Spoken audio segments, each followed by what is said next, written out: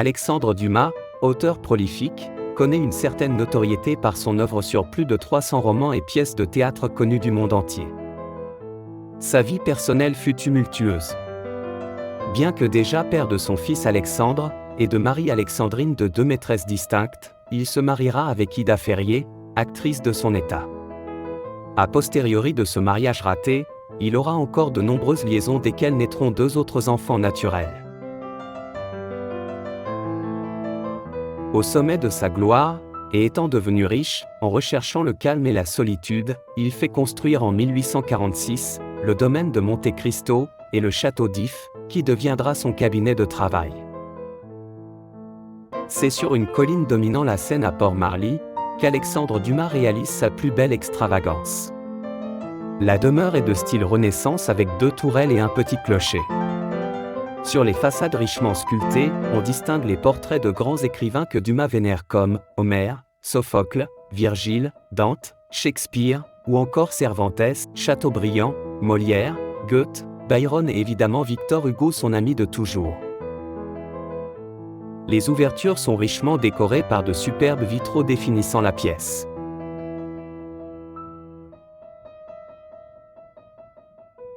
On découvre disséminés dans le château bon nombre de ses portraits à différents âges ou périodes, qu'ils soient dessinés, peints ou photographiques, voire même sous forme de bustes en bronze, terre cuite ou plâtre. Épicurien de nature, Alexandre Dumas aimait particulièrement la bonne cuisine et adorait la pratiquer. Il appréciait également, lors de soirées organisées, la compagnie de ses congénères littéraires ou pas.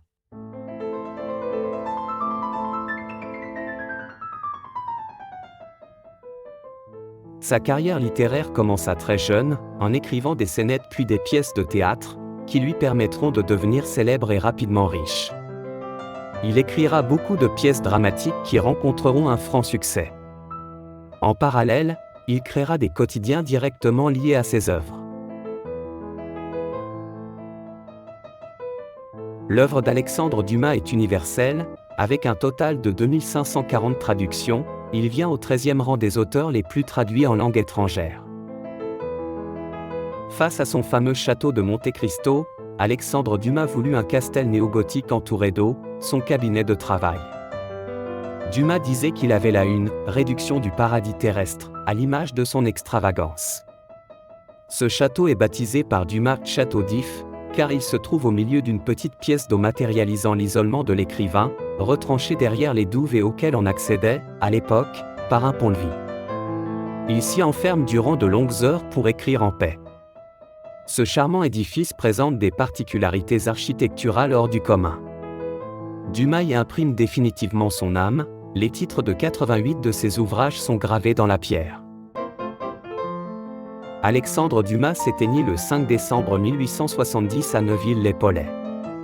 À cause de la guerre, il ne sera enterré que le 15 avril 1872 dans le cimetière de Villers-Cotterêts, sa ville d'origine. À l'occasion du bicentenaire de sa naissance, et sur décision du président de la République, il sera transféré au Panthéon de Paris, le 30 novembre 2002.